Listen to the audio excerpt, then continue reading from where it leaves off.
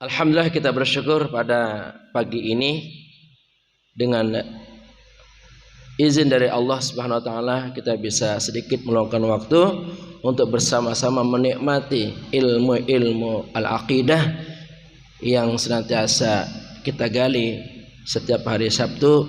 Insyaallah menjadi tambahan ilmu untuk memberikan suatu penguatan atas keimanan dan ketakwaan kita kepada Allah Subhanahu wa taala. Gimana, sehat semuanya? Alhamdulillah. Yang sama-sama kita hormati Ketua DKM kita Bapak Didik Soekardi, sesepuh kita Bapak Haji Castup, Bapak Haji Nali, kemudian ada Bapak Ardi Tanjung, juga ibu-ibu kami di sini, yaitu ada Ibu Fakhrunisa, ada Ibu Naufal, dan ada Ibu siapa itu ya? Siapa? Ibu Erna ya. Dan para jamaah dimanapun Anda semua dapat menjangkau dan mendengar suara kami. Pagi ini kita akan meneruskan untuk penguatan al-aqidah kita, masih seputar Asmaul Husna, berada pada yang ke-81, yaitu Al-Muntaqim. Ya, tidak terasa ya, beberapa asma lagi kita akan menyelesaikan ini ya, sekitar 18 lagi ya, 18 lagi Asmaul Husna kita akan menyelesaikan. Semoga umur kita sampai ya, sehat, sehingga kita menyelesaikan pembahasan tentang Asmaul Husna. Nah, kata-kata Al-Muntaqim sebenarnya tidak ada dalam Al-Quran. Yang ada adalah Al-Muntaqimun ya, dalam bentuk jamak ya, Muntaqimun. Disebutkan 3 kali dalam Al-Quran. Salah satunya adalah surah As-Sajdah ya, surat As-Sajdah, yaitu ayat yang ke-22. As-Sajdah artinya sujud. Jumlah ayatnya 30, termasuk klasifikasi Makkiyah, turun setelah surah Al-Mu'minun. Jumlah ayatnya 30, berada pada juz yang ke-21. Kata-kata as-sajadah atau sujud itu dapat dijumpai pada ayat yang ke-15 ya. As-sajadah ini sudah dijadikan bahasa Indonesia menjadi sajadah ya, tempat kita bersujud ya, sudah menjadi bahasa Indonesia, sajadah dari bahasa Al-Quran. Mari kita melihat surah As-Sajdah. Ayat yang ke-22 menyatakan bahwa Allah bersifat Al-Muntaqim. Al-Muntaqim artinya Allah yang maha membalas, atau bisa juga Allah yang maha mengancam, atau bisa juga Allah yang maha menyiksa. Itu makna-makna daripada Al-Muntaqim. Di sini kita fokus. Salah satu makna Al-Muntaqim adalah yang maha membalas. A'udzu billahi minasy syaithanir rajim. Bismillahirrahmanirrahim. Wa man adlamu mimman ذكر بآيات ربه ثم أعرض عنها إنا من المجرمين منتقمون.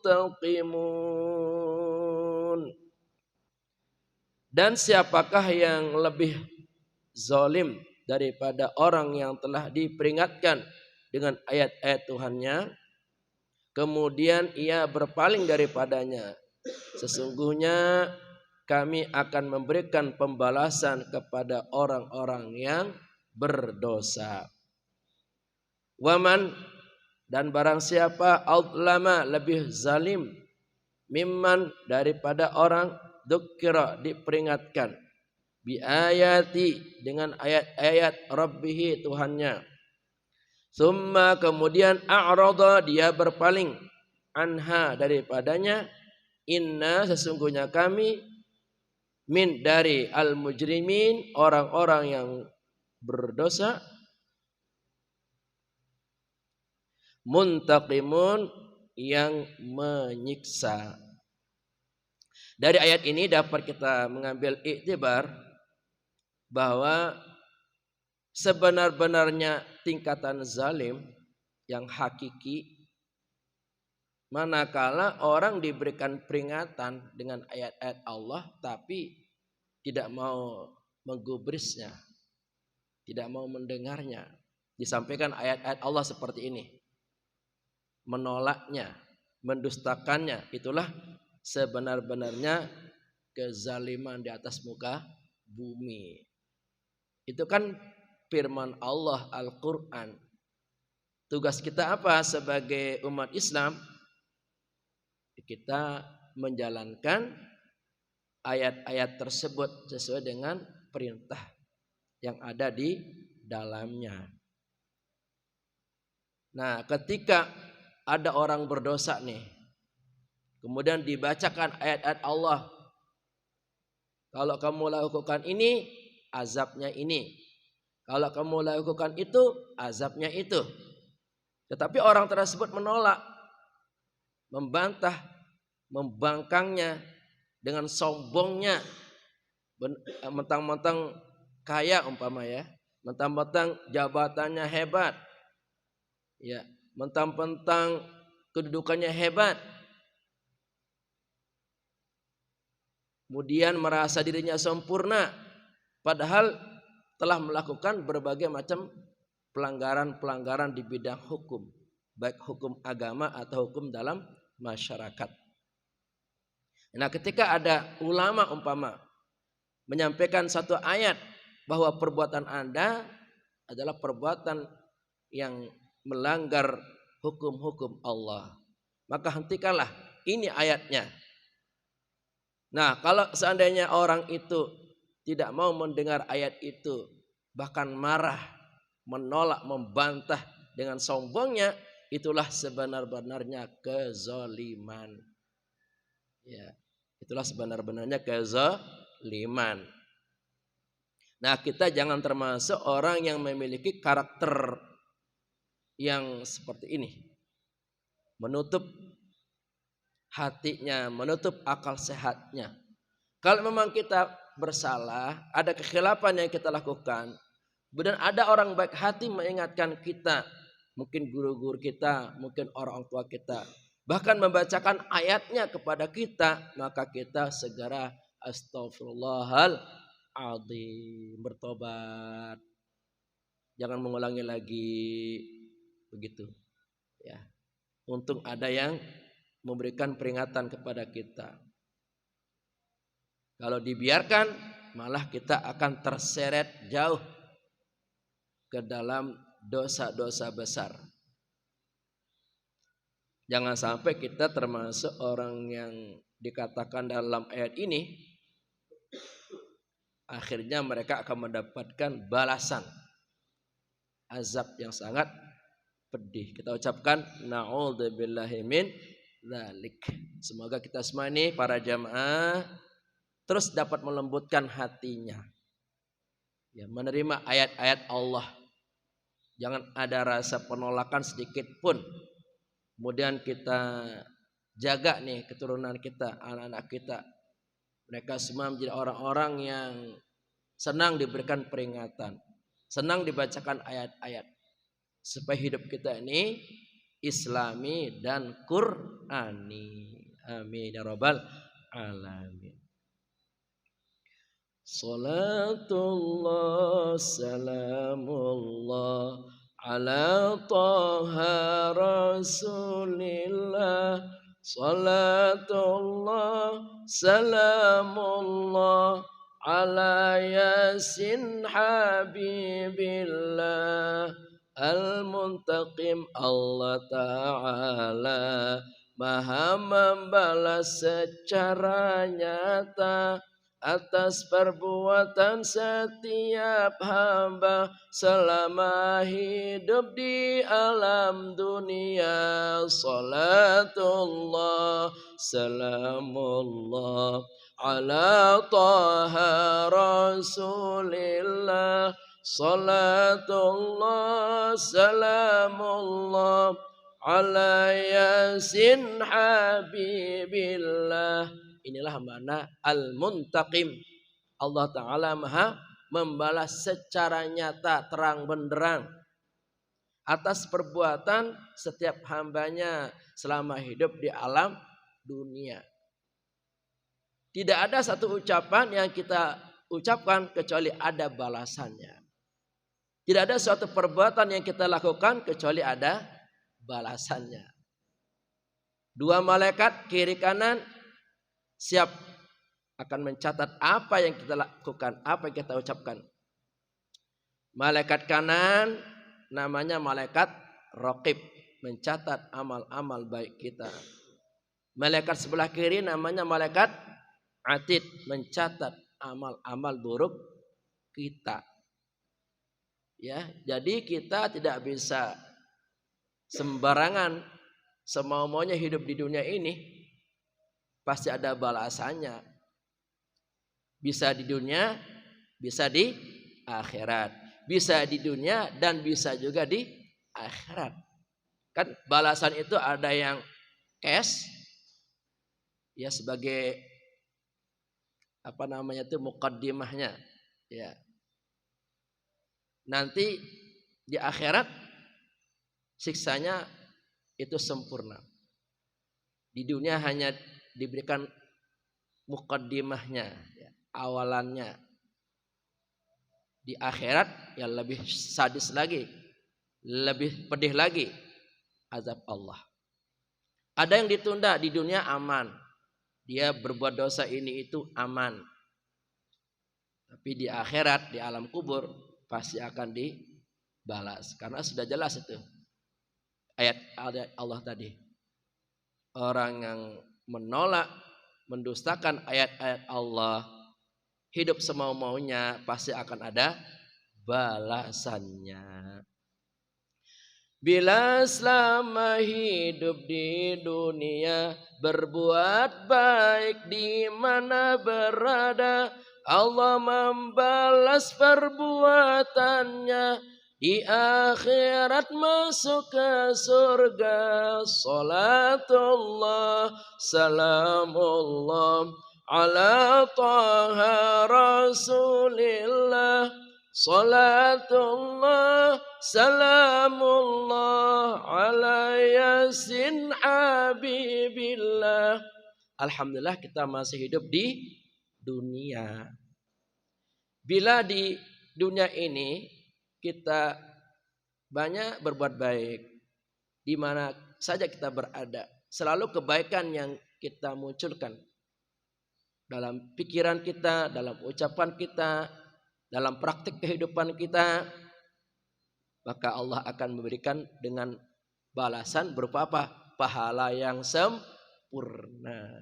Dan endingnya, ya, kita akan masuk ke dalam surganya Allah Subhanahu wa ta'ala. Kan ini tujuan kita berbuat baik, beramal soleh, agar kita diberikan pahala yang sempurna, dan dengan itu kita masuk ke dalam surganya Allah Subhanahu wa ta'ala. Bapak Ibu mau masuk surga?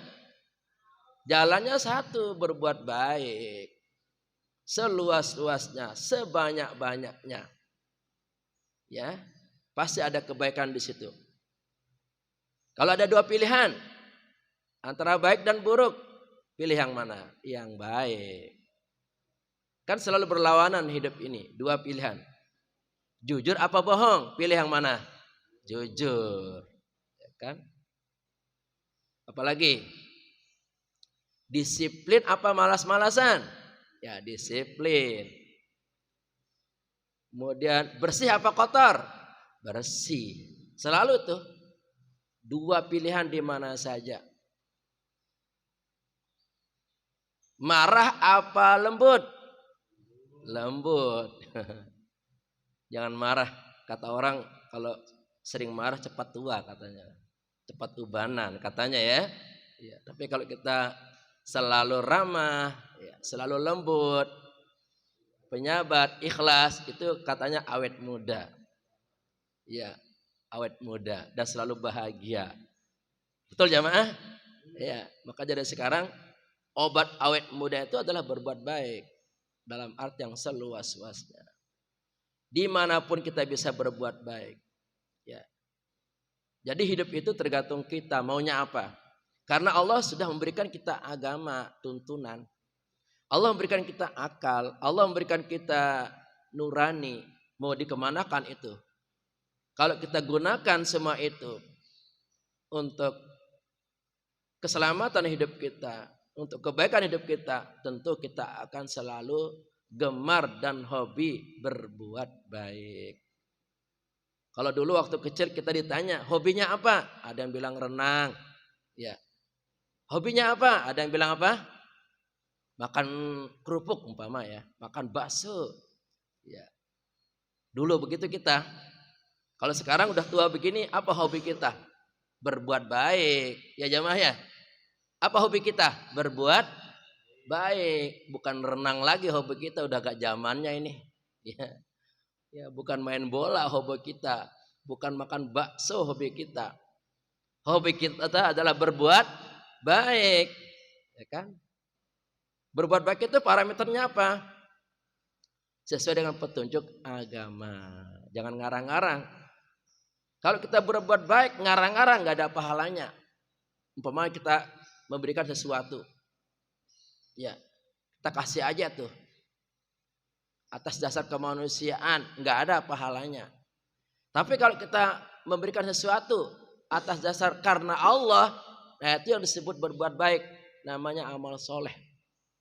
Kan banyak orang berbuat baik itu karena panggilan kemanusiaan, nggak ada niatnya karena Allah di hati, nggak ada niatnya untuk ibadah. Itu tuh amal baik itu tidak mendatangkan pahala di sisi Allah Subhanahu Ta'ala. Jadi berbuat baik di sini maksudnya yang didasari oleh niat lillahi ta'ala. Dan ini yang membuat kita semangat jamaah. Dan tidak mengharapkan pujian. Kalau udah niatnya karena Allah, masa bodoh. Orang mau muji kita, orang mau menghina kita, nggak peduli.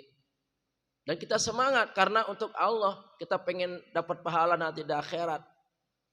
Kita berbuat sebaik-baiknya. Ya. Seperti Pak RT ini, alhamdulillah. Karena Pak RT rajin ngaji, ya, laksanakan apa tuntunan agama, niatnya betul-betul karena Allah. Ya, terus mengembangkan tempat kita di sini dengan nilai-nilai yang positif, mendukung kita, ya kan, menyebarkan persatuan dan kedamaian. Kenapa Pak RT nggak lelah, nggak capek? Karena ada niat lillahi ta'ala. Semua kita, siapapun kita, kalau udah niatnya lillahi ta'ala, rasa capek itu hilang. Yang muncul apa? Keikhlasan, kesabaran, semangat. Tapi kalau nggak ikhlas, pasti cepat capek dan mengharapkan pujian. Kalau nggak ada orang muji, sakit hati, sebel dia. Saya sudah dandan cantik-cantik, kok nggak ada yang muji sih? Saya sudah berbuat baik maksimal, kok nggak ada yang muji sih, pasti kesal. Jadi jangan sekali-kali kita mengharapkan pujian. Kita ingin berbuat baik itu satu niat kita lillahi ta'ala agar menjadi amal soleh yang mendatangkan pahala di akhirat nanti. Tapi bila selama di dunia berbuat buruk di mana saja, Allah membalas perbuatannya, di akhirat masuk neraka. Salatullah salamullah ala taha rasulillah. Salatullah salamullah ala yasin abibillah. Ini warning bagi kita. Karena kita yang baik sekarang ini bisa jadi kita terpeleset karena kita tidak berhati-hati dalam bersikap di dunia ini. Bila orang berbuat buruk, di mana saja. Ya. Keburukannya apa itu ringan, apa itu sedang, apalagi keburukannya tingkat tinggi, kejahatannya tingkat tinggi. Maka Allah akan membalas perbuatannya di akhirat, pasti masuk neraka. Jangan meremehkan dosa-dosa kecil. Kalau setiap hari kita perbuat nih, kita tumpuk-tumpuk, akhirnya menjadi besar juga. Ya. Kan ada orang menganggap, oh ini mah dosanya kecil ini, ya. Tapi kalau diulang, akhirnya menjadi dosa besar. Jadi ketika kita berbuat dosa kecil, kita segera beristighfar, mohon ampun. Jadi taubat itu tidak mesti menunggu dosa besar. Ya, kapanpun kan hati kita merasa nih ada ketidaksesuaian, tidak cocok. Enggak cocok rasanya dengan hati kita. Wah, kayaknya saya bersalah ini. Enggak enak rasanya. Kenapa saya ngomong begitu tadi? Ini pasti tersinggung nih. Kan hati itu enggak bisa dibohongi, apalagi hati istri kita nih. Para jamaah hati-hati ya. Jadi istri itu hatinya dalam, sensitif. Dia bisa melihat tanda-tanda gelagat suami atau anaknya. Jadi seorang ibu atau seorang istri itu punya ketajaman mata batin, hati-hati ya. Sepandai-pandainya suami menyimpan keburukan, satu saat akan terbongkar. Na'udzubillahi min dzalik. Jadi hati-hati. Nah, ketika kita merasa ada enggak nyaman karena sikap kita segera istighfar. Mohon maaf, mohon ampun kepada Allah Subhanahu wa taala agar tidak menjadi suatu perbuatan dosa yang menjebloskan kita ke dalam neraka. Kan hidup kita ini di antara dua. Ya, kita bisa berbuat baik atau kita juga bisa berbuat buruk. Pilih yang mana? Nah, orang yang beriman takut akan balasan neraka di akhirat nanti pasti berbuat kebaikan, memilih hal-hal yang baik. Tapi orang yang cuek, nggak peduli, yang imannya lemah, bahkan hilang imannya, maka yang dipilih hanya keburukan. Dan nggak ada perasaan berdosa, bersalah. Karena udah imannya sudah kosong di hati, sudah mati. Walaupun punya telinga, nggak manfaat telinganya. Dibacakan ayat, mental. Diceramahin, mental. Dikasih tahu, malah menolak. Kenapa? Karena di hatinya sudah hilang cahaya keimanan dari Allah Subhanahu wa taala. Kenapa? Karena selama hidupnya tidak melaksanakan perintah-perintah agama. Saya dapat lagu nih dari istri saya zaman dulu. Zaman dulu tuh sebelum saya nikah. Ada lagu anak TK, tapi saya pikir ini bagus sekali nih ya. Hai teman-teman, laki perempuan, marilah sholat, jangan kau tinggalkan. Yang banyak amalnya pasti masuk surga, yang sedikit amalnya pasti masuk neraka. Ih, takut sekali, ih, serem sekali, ih, ogah, oh ogah. Bisa jamaah? Ini lagu TK tapi muatan pesan agamanya tinggi sekali. Dulu saya dapatkan dari sebelum jadi istri ya. Sebelum saya menikah ya. Jadi mengenal istri saya waktu itu mengajar di TK-nya dan saya mendengarkan. Alhamdulillah saya hafal sampai sekarang. Ya, coba kita nyanyi sama-sama ya biar ingat ini. Yuk. Hai teman-teman, laki perempuan, marilah sholat, jangan kau tinggalkan. Yang banyak amalnya pasti masuk surga, yang sedikit amalnya pasti masuk neraka.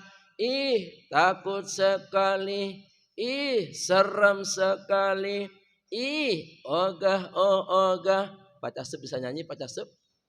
Bisa.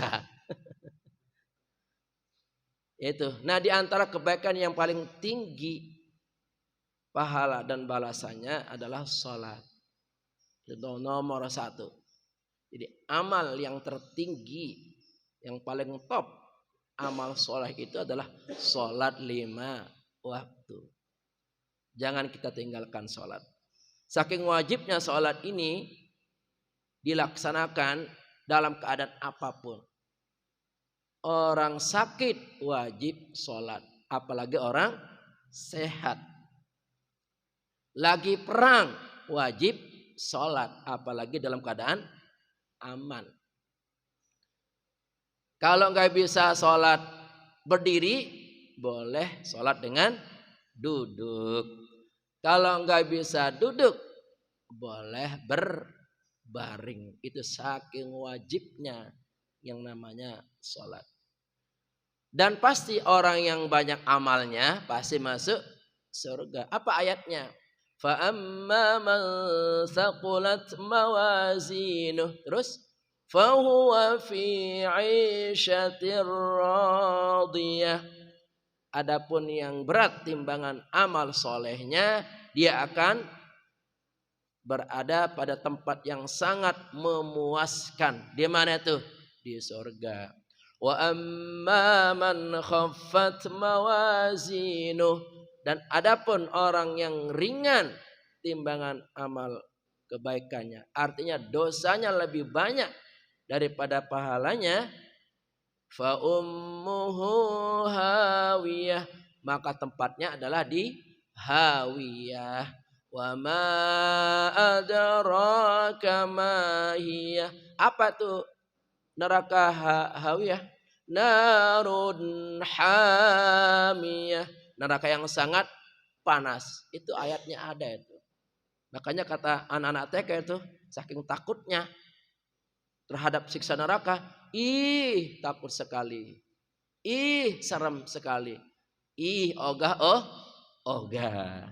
Ya demikian pesan-pesan lagu anak TK, tapi sangat besar pesan-pesan spiritual agamanya untuk kita. Dari itu wahai saudara, mari gunakan umur yang ada, laksanakan perintah agama agar selamat dan bahagia. Salatullah salamullah ala taha rasulillah. Salatullah salamullah ala yasin abibillah. Solusinya agar kita masuk surga dan dibebaskan dari azab neraka, mari selama hidup di dunia gunakan umur kita yang ada ini. Umur kita sangat-sangat pendek, ya, dan sangat cepat rasanya hidup ini. Ya, kalau kita berpikir, belum lama dulu kita anak-anak, terus remaja, terus pemuda, terus dewasa. Sekarang sudah tua, buktinya sudah punya anak, sudah punya cucu. Sebentar sekali ya, sebentar sekali. Artinya apa? Kematian itu akan segera tiba di hadapan kita. Malaikat maut tinggal nunggu perintah ini. Ya. Kapan? Saat ajal itu tiba. Semua akan dialami. Ya. Kita pun akan mengalami ajal yang sangat menegangkan. Jadi kondisi yang sangat menegangkan, mengerikan dan menyeramkan adalah pada saat sakaratul maut bagi orang yang berlumuran dosa. Tapi bagi orang yang banyak amal solehnya, cukup bekalnya menghadap kepada Allah, sakaratul maut adalah sesuatu yang indah, ya, dan akan berakhir dengan husnul khatimah. Makanya jangan heran kalau ada orang meninggal mukanya bercahaya, ya, bersih, tersenyum seperti orang lagi tidur, lagi istirahat. Tidak ada tanda-tanda di mukanya sesuatu yang mengerikan, yang pucat, yang hitam, enggak, ya. Itu adalah kematian husnul khatimah, kematian yang sangat indah. Mudah-mudahan nanti kita mengalami hal seperti ini dari mulut kita, ya, mengiringi keluarnya ruh dari jasad kita. Kita senantiasa membaca kalimat tauhid, la ilaha illallah. Ayo sama-sama. La ilaha illallah. Ini betul-betul masuk nih ke dalam hati sanubari kita, ke dalam ruh kita. Agar kalimat ini dengan refleks kita ucapkan ketika sakarat nanti. Jangan sampai mulut kita terkunci, disuruh ngucapin asyhadu, nggak bisa. Mulutnya berat. Kenapa? Karena selama di dunia dia terlena dengan gemerlap dunia ini, ya, mabuk dengan dosa-dosanya, sehingga begitu dia meninggal mengalami kesulitan. Mari kita terus berdoa, memohon pada Allah agar di akhir kehidupan kita nanti, Allahumma hawwin alaina fi sakaratil maut. Ya Allah, permudahkanlah dalam menghadapi sakaratul maut. Jangan sampai ketika sakaratul maut adalah keadaan yang sangat menyakitkan, menyulitkan. Ya, bagikan apa sakitnya itu? Dibacok pedang 300 kali. Bacokan pedang. Itulah sakitnya sakaratul maut. Dan kita akan mengalami ini. Semua kita akan sakaratul maut. Ya Allah, ya. Jangan sekali berbuat nista, menyanyiakan umur yang ada. Hidupnya pasti akan celaka, dunia akhirat gelap gulita. Salatullah, salamullah, ala taha rasulillah. Salatullah, salamullah, ala yasin habibillah. Konsep untuk mendapatkan hidup bahagia di dunia ini adalah melaksanakan perintah agama. Kalau mau bahagia, laksanakan dong perintah agama. Kita sholat mendatangkan bahagia. Kita zikir mendatangkan bahagia. Kita berbuat baik mendatangkan bahagia. Kita bersedekah, kita berpuasa, kita pergi umrah dan haji, kita senyum. Itu adalah bagian dari ajaran agama yang akan membuat kita selamat dan bahagia. Apa gunanya kita punya harta benda, tapi kalau tidak dijalankan secara agama, harta benda itu tidak akan membuat kita bahagia, bahkan akan membebani diri kita, akan menyiksa jiwa dan akal kita. Kenapa? Karena harta benda itu tidak dikelola dengan ajaran agama. Walaupun kita menikah, ya, dengan pesta besar-besaran, resepsinya biayanya miliaran, ratusan juta, miliaran. Tetapi dalam menjalankan rumah tangga tidak dengan agama, makin jauh dari agama, dalam rumah tangga itu tidak ada sholatnya, ya, tidak ada kejujurannya, tidak ada nasihat-nasihat agama, maka rumah tangga itu akan kering, ya. Pengorbanan resepsi yang ratusan juta miliaran itu nggak guna, nggak ngaruh, ya. Kenapa? Karena selama menjalankan rumah tangga tidak berdasarkan agama. Walaupun dalam resepsi pernikahan sederhana apa adanya, tetapi dalam perjalanan rumah tangganya diatur dengan agama, maka rumah tangga itu akan berkah, akan nyaman dan bahagia. Jadi kuncinya kalau mau selamat dan bahagia adalah hendaknya kita mengikuti apa petunjuk-petunjuk agama dalam kehidupan kita. Dan jangan sekali-kali kita berbuat nista. Berbuat nista itu adalah berbuat jahat, menipu, curang, ya kan? Kemudian melanggar aturan, menyakiti, memfitnah, ghibah dan lain-lain. Ya. Itu adalah bagian dari menyia-nyiakan umur dengan sesuatu yang mendatangkan dosa di akhirat nanti. Kalau semua perbuatan nista itu kita lakukan, maka hidup kita pasti akan celaka. Dunia akhirat gelap gulita. Di dunia hidupnya gelap, ya, hatinya gelap, sehingga tidak tertarik dirinya untuk beramal soleh, tidak tertarik dirinya untuk beribadah, tidak tertarik dirinya untuk sholat berjamaah di masjid. Hobinya apa? Kesukaannya apa? Ya mengikuti apa maunya setan, apa maunya hawa nafsu. Jadi di dunia gelap, ya, apalagi di akhirat akan dibangkitkan dalam keadaan buta. Jadi nggak akan kemana para jamaah. Kalau perbuatan-perbuatan nista yang kita lakukan, maka itu akan merusak kehidupan kita. Ya, di dunia akan dirusak mental spiritual kita. Ya, hati kita penuh dengan keburukan, kebencian, dan setan iblis nantiasa menemani dalam hidup. Kenapa? Karena memang itu pasangannya. Kalau kita berbuat nista, pasti setan itu menjadi saudaranya, menjadi keluarganya, itu pasti.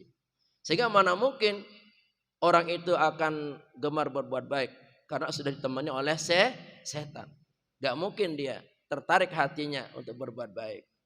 Oleh karena itu, mari para jamaah sekalian, selama umur kita di dunia ini, laksanakan perintah agama agar para malaikat menemani kita, agar Allah terus memberikan hidayah kepada kita, memberikan semangat untuk selalu beribadah dan beramal soleh. Itu kuncinya sederhana. Kalau mau selamat dan bahagia, laksanakan perintah agama ini. Jangan sekali-kali berbuat nista, merugikan diri kita, merugikan orang lain dengan ucapan kita, dengan perbuatan kita. Mari kita sama-sama hablum minallahnya itu terbangun dengan baik, kemudian hablum minannas juga tercipta dengan baik. Kepada Allah ibadahnya, salatnya terus istiqomah dilaksanakan. Kepada sama manusia akhlaknya terjaga. Kepada pasangan hidup kita, kepada anak-anak kita, kepada tetangga kita, akhlaknya terjaga. Kita bangun hubungan-hubungan yang harmonis agar kita mendapatkan nilai bahagia, berkah, selamat dari dunia sampai akhirat. Jadi dengan sifat Allah Al-Muntaqib ini menyadarkan kita, oh ternyata Allah pasti akan membalas apapun yang saya lakukan. Apapun yang saya ucapkan akan membalasnya. Kalau baik yang kita lakukan, maka Allah akan memberikan pahala dan surganya. Kalau buruk yang kita lakukan, maka Allah akan memberikan balasan dosa dan azab neraka. Na'udzubillahi min dzalik. Insyaallah kita bertemu minggu depan. Kalau seandainya ada hal yang salah dalam penyampaian ini adalah kebodohan dari saya. Kalau seandainya benar apa yang saya sampaikan, moga-moga ini adalah hidayah dari Allah Subhanahu wa taala. Amin ya rabbal alamin. Rabbana atina fid dunya hasanah wa fil akhirati hasanah qina adzab. Rabbana atina dunya hasanah wa fil akhirati hasanah wa qina adzaban nar. Rabbana atina fid dunya hasanah wa fil akhirati hasanah wa qina adzaban nar. Kafaratul majlis. Subhanakallahumma bihamdika asyhadu an la ilaha illa anta astaghfiruka wa atubu ilaik. Walhamdulillahi rabbil alamin. Wallahul muwaffiq wal hadi ila sabilir rasyad. Wassalamualaikum warahmatullahi wabarakatuh.